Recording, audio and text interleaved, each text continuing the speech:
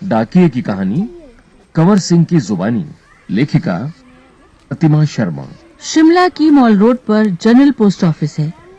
उसी post office के एक कमरे में डाक छांटने का काम चल रहा है।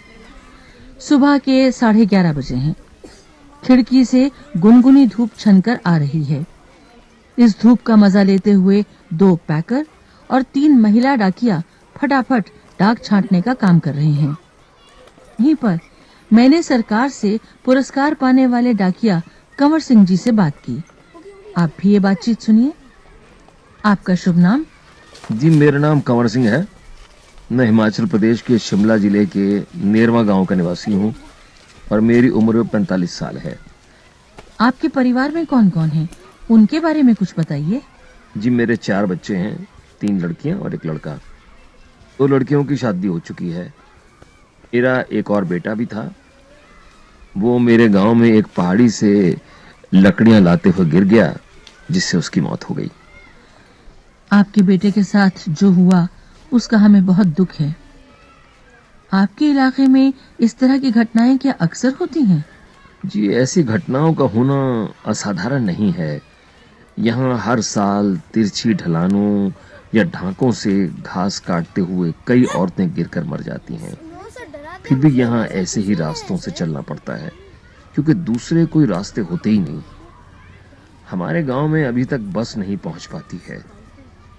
हिमाचल में हजारों ऐसे गांव हैं जहां पैदल चलकर ही पहुंच सकते हैं। फिर आपके बच्चे पढ़ने कैसे जाते होंगे? मेरे बच्चे गांव के स्कूल में पढ़ने जाते हैं।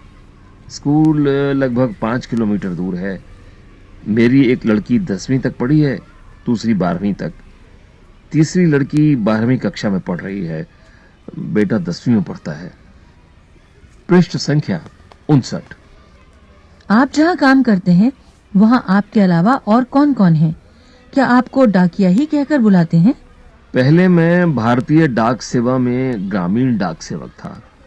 अब मैं पैकर बन गया हूँ और हूँ वही नीली वर्दी वाला डाक सेवक। डाक सेवक को करना क्या-क्या होता है? मुझे बहुत कुछ करना होता है।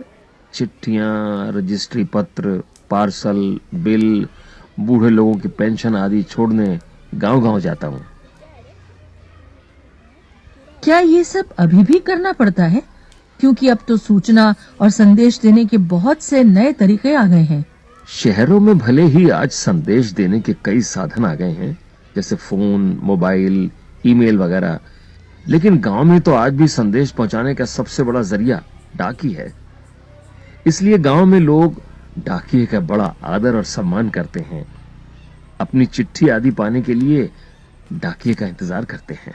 हमने सुना है कि हमारी डाक सेवा दुनिया की सबसे बड़ी डाक सेवा है। यह भला कैसे? सुना तो आपने बिल्कुल ठीक है। हमारे देश की डाक सेवा आज भी दुनिया की सबसे बड़ी डाक सेवा है और सबसे सस्ती भी। केवल 5 रुपए में देश के किसी भी कोने में हम चिट्ठी भेज सकते हैं। पोस्टकार्ड तो केवल 50 पैसे का ही है, यानी 50 पैसे में भी हम देश के हर कोने में अपना संदेश भेज सकते हैं। आपको अपनी नौकरी में मजा तो बहुत आता होगा। मुझे अपनी नौकरी बहुत अच्छी लगती है। जब मैं दूर नौकरी करने वाले सिपाही का मनी ऑर्डर लेकर उसके घर पहुंचाता हूं, तो उसके बूढ़े माँ बाप का खुशी भरा चेहरा देखते ही बनता है। ऐसे ही जब किसी का रजिस्ट्री पत्र पहुंचाता हूं, जिसमें कभी रिजल्ट, कभी नियुक्ति पत्र होता है, तो लोग बहुत खुश होते हैं। बूढ़े दादा और बूढ़ी नानी तो पेंशन के पैसे मिलने पर बहुत ही खुश होते हैं। 6 महीनों तक वे मेरा इसके लिए इंतजार करते हैं। हिमाचल में बूढ़े लोगों को पेंशन हर 6 महीने के बाद इकट्ठी ही दी जाती है। पृष्ठ संख्या 60। आप क्या शुरू से ही इसी डाकघर में काम कर रहे हैं? शुरू में तो मैंने लाहौल स्पीति जिले के किब्बर गांव में 3 साल तक नौकरी की है। यह हिमाचल का सबसे ऊंचा गांव है। इसके बाद 5 साल तक इसी जिले के काजा में और 5 साल तक किन्नौर जिले में नौकरी की है। उस वक्त इन गांव में टेलीफोन नहीं थे। बसें भी सिर्फ मुख्यालयों तक ही जाती थीं। अभी भी ऐसे कई गांव हैं जहां ना तो बस जाती है और न ही वहां टेलीफोन है। ऐसे जगह में ग्रामीण डाक सेवक का बहुत मान किया जाता है। आप पहाड़ी इलाके में रहते हैं, जाहिर है डाक पहुंचाना आसान काम तो नहीं होगा। हाँ, मुश्किलें तो आती ही हैं। जब मैं किन्नौर जिले के मुख्यालय रिकांग पीओ में नौकरी करता था तो सुबह 6 बजे मेरी ड्यूटी शुरू हो जाती थी। मैं 6 बजे सुबह शिमला जाने वाली बस में डाक का बोरा रखता था और रात को 8 बजे शिमला से आने वाली बस से डाक का बोरा उतारता था। पैकर को ये सब काम करने पड़ते हैं। लाहौर और लाहौल स्पीति हिमाचल प्रदेश के बहुत ठंडे तथा ऊंचे जिले हैं। इन जिलों में अप्रैल महीने में भी बर्फबारी हो जाती है। बर्फ में चलते हुए पैरों को ठंड से बचाना पड़ता है, वरना स्नो बाइट हो जाते हैं, जिससे पैर नीले पड़ जाते हैं और उनमें गैंग्रीन हो जाती है, जिससे उंगलियां झड़ सकती हैं।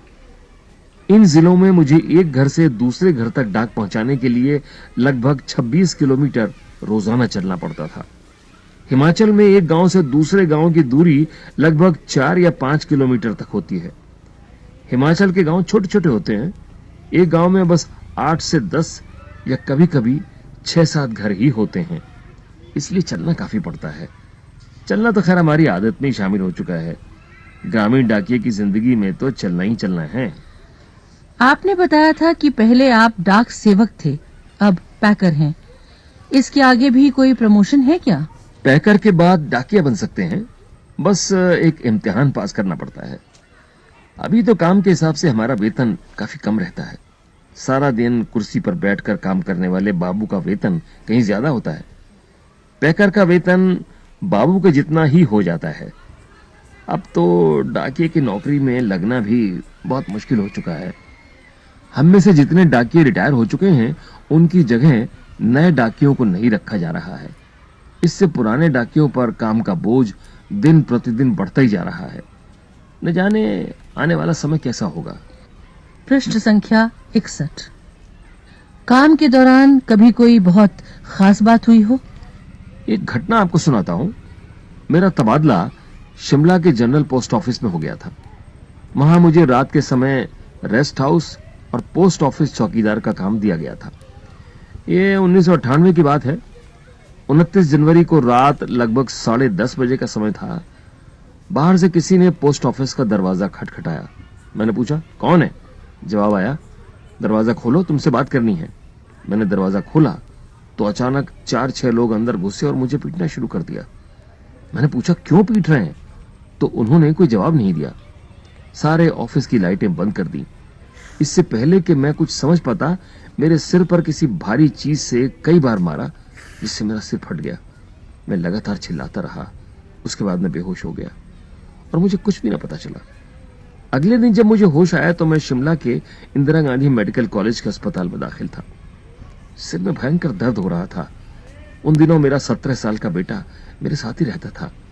उसी से पता चला कि मेरे चिल्लाने की आवाज सुनकर लड़का और ऑफिस के दूसरे लोग जो नजदीक ही रहते थे, दरवाजों के शीशे तोड़कर अंदर आए और मुझे अस्पताल पहुंचाया। मेरे सिर पर कई टांके लगे थे। उसकी वजह से आज भी मेरी एक आंख से दिखाई नहीं देता। सरकार ने मुझे जान पर खेलकर डाक की चीजें बचाने के लिए बेस्ट पोस्टमैन का इनाम दिया। ये इनाम 2004 में मिला। इस इनाम में 500 रुपए और प्रशस्ति पत्र दिया जाता है। मैं और मेरा परिवार बहुत खुश हुए। आज भी मैं गर्व से कहता हूं, मैं बेस्ट पोस्टमैन हूं।